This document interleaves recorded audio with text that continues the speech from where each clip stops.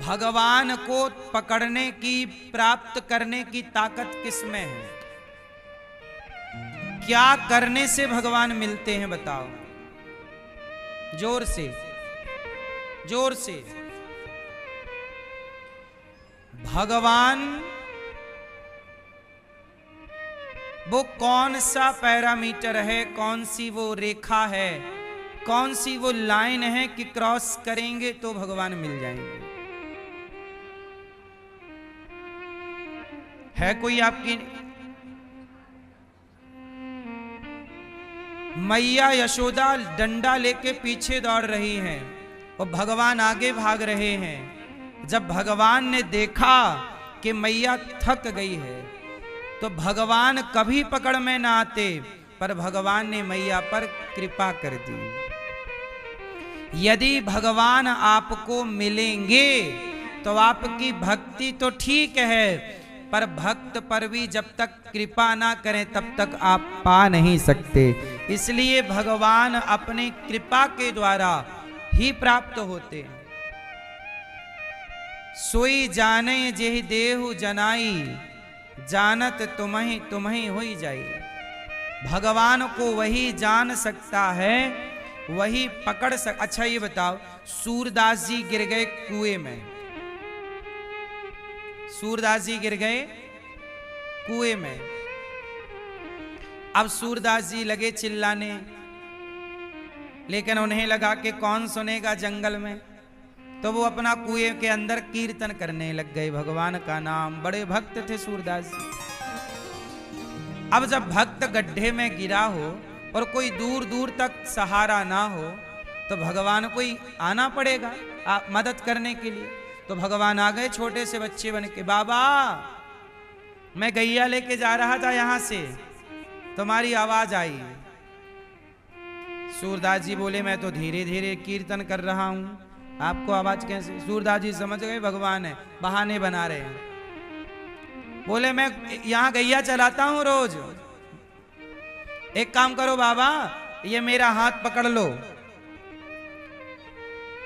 भगवान बोले मेरा हाथ पकड़ लो, मैं तुम्हें खींच लेता हूं ऊपर गड्ढे से।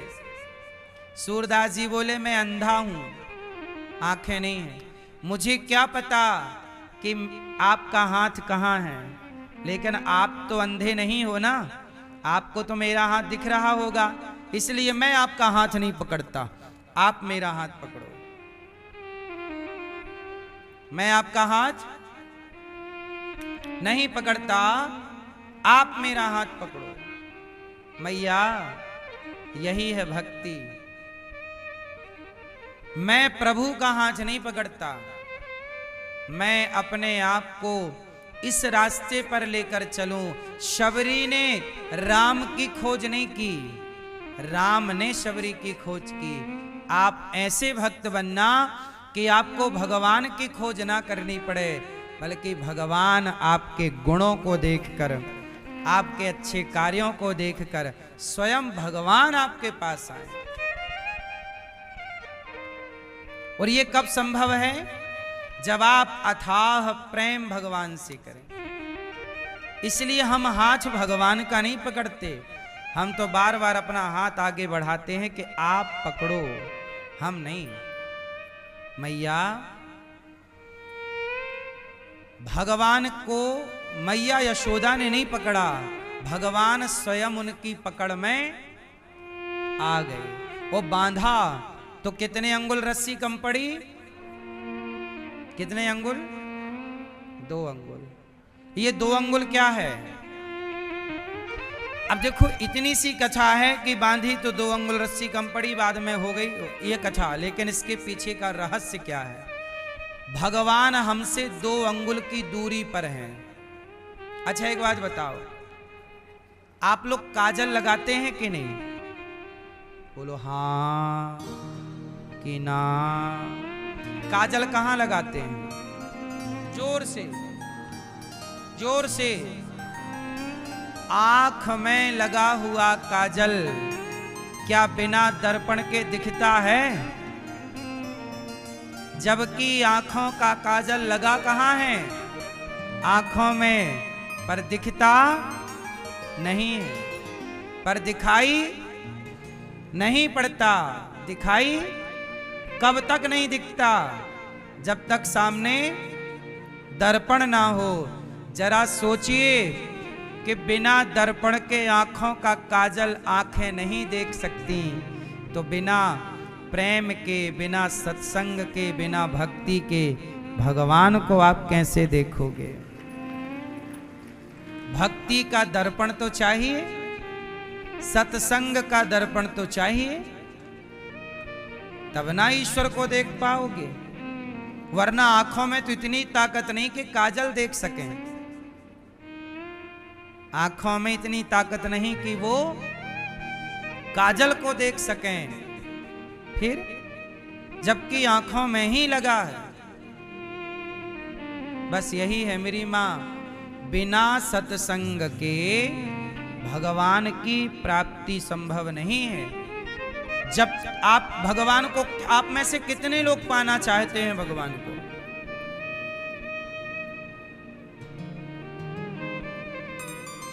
मैया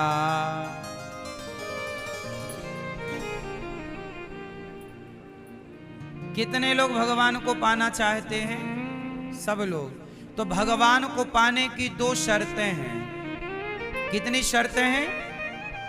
कौन कौन सी? जब तक आप अपने भीतर के अभिमान का परित्याग नहीं करेंगे। आप अभिमान से कहो, भैया अभिमान भाई साहब आप बाहर निकलिए, चलो बाहर। मैया आप अपने अभिमान से कहो कि भाई साहब बाहर निकलो। इसका हाथ पकड़ के बाहर निकालो दुष्ट को।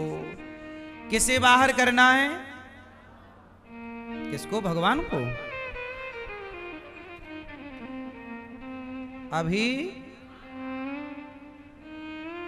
अपने भीतर के आप लोग ना अभिमान को भीतर जगह दे के आहा आजा आजा आजा, उसे तो आप रहने देती हो और उसे बढ़िया मालपुआ भी खवाती हो। अभिमान को आप बढ़ाती रहती हो ना? नहीं, अभिमान को बाहर फेंक दो, पहला। और दूसरा, अपने भीतर के मोह को, संसार से जो आपका अटैचमेंट है, ये मेरा, ये मेरा, ये मेरा। यदि आपने अभिमान को बाहर कर दिया, आप कहती हो ये मेरा, ये मेरा, आप कहती हो ये मेरा, वो मेरा, पर मीराबाई कहती हैं कि मेरे तो गिरधर गोपाल दूसरो ना कोई। कितना अंतर है ना? आप कहती हो ये मेरा और मीरा कहती हैं भगवान मेरे। अंतर है कि नहीं? इसलिए मेरी मां, अभिमान को बाहर कर दीजिए और भीतर के मोह को, मेरा का मोह कि ये मेरा है, मेरी है, मेरा कोई नहीं है भगवान के सिवा। जब दो बातें आप मान लोगे तब भगवान दिखना स्टार्ट हो जाएंगे। अभी आपको भगवान नहीं दिखते, पत्थर दिखता है। क्यों नहीं दिखता? दिखते भगवान क्योंकि, अच्छा एक बात बताओ, दर्पण में धूल जम जाए तो क्या आपका चित्र दिखता है? उत्तर दो। प्रतिबिंब दिखता है? नहीं। इसका मतलब क्या है कि आपके चेहरे में कोई खराबी है क्या जो दिख नहीं रहा दर्पण में? किस में दिक्कत है? दर्पण में भी दिक्कत नहीं है। दिक्कत किस में है? धूल जमी हुई है। आप एक कपड़ा लीजिए, धूल हटा दीजिए, तो दर्पण में आपका चित्र स्पष्ट दिखेगा। ऐसे ही भगवान तो दिखने को तैयार हैं, बस आप अपने अभिमान और मोह की धूल हटा दीजिए, भगवान दिख जाएंगे। आप अपने अंदर जमा अहंकार की धूल हटा नहीं पाते और संसार के मोह की धूल हटा नहीं पाते, इसलिए परमात्मा से वंचित रह जाते हो। कहते हैं ना, भगवान कहाँ दिखते हैं, कहाँ हैं? अब धूल जमी है तो कैसे दिखाई पड़े कुछ? धूल तो हटाओ। आप लोगों के अंदर घमंड है या नहीं? जोर से। मैया, ओ पंचायती मैया, ओ भैया कर लो पंचायत। अच्छे से बैठ जाओ, ऐसे बैठे हो। सुनो, आपके अंदर अभिमान है या नहीं? जोर से। किस किस के पास अभिमान है? तो छोड़ोगे कि नहीं? भाई आपके पास घमंड है? नहीं? कह रही हो नहीं है, यही घमंड है। ना होने का भी तो घमंड है ही कि मेरे पास नहीं है। मैया, ओ पीली मैया, आपके पास घमंड है? हैं? नहीं? आपके पास हार है? हार नहीं?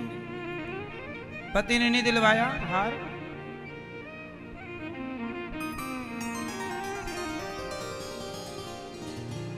आजकल व्यक्ति जरा सा पा जाए तो अभिमान आता है। मेरी माँ, आप सब लोग आज ही अपने घमंड को मिटा दीजिए। किसे मिटाओगे? अच्छा, शंकर जी भस्म रमाते हैं। क्या लगाते हैं? क्या लगाते हैं? क्यों लगाते हैं? शंकर जी भस्म इसलिए लगाते हैं कि दुनिया वालों आपको घमंड ना आए। शंकर जी कहते हैं, पागल, घमंड किस बात का करता है? देख मेरे ऊपर राख लग रही है, एक दिन तू भी राख हो जाएगा। काय बात का घमंड करता है? तो राख लगा लगा के शंकर जी सबको बताते हैं कि ज्यादा घमंड में ना रहो, राख देखते रहो। देख मेरे ऊपर लगी चिता की राख, तू भी एक दिन यही बनेगा। इसलिए आप भी एक दिन राख बनोगे। आप में से कितने लोग एक दिन राख बन जाओगे? मैया, क्या बनोगे? जब राख बनना ही है तो घमंड किस बात का? इसलिए घमंड ना पालो। झूठे ही क्यों चलना है? अभिमान से शून्य हो जाइए। गोपियां शिकायत करने आ गईं। भगवान का नामकरण गर्गाचार्य जी ने किया। गर्गः पुरोहितो राजन यदूनां सुमहातपाः व्रजं जगाम नंदस्य वसुदेव प्रचोदितः। भगवान का नाम रखा। एक का नाम बलराम, एक का नाम कृष्ण, कृष्ण बलराम। अयम ही रोहिणी पुत्रो रमयन सुहृदयो गुणैः। ये रोहिणी पुत्र है, इनका नाम है राम। बल अधिक होने से नाम रखा जाएगा बलराम। वत्सान मुंचन क्वचिद समय क्रौंस संजात हासः। स्तेयं स्वादवत्यथ दधिपयः कल्पितैः स्तेययो गई।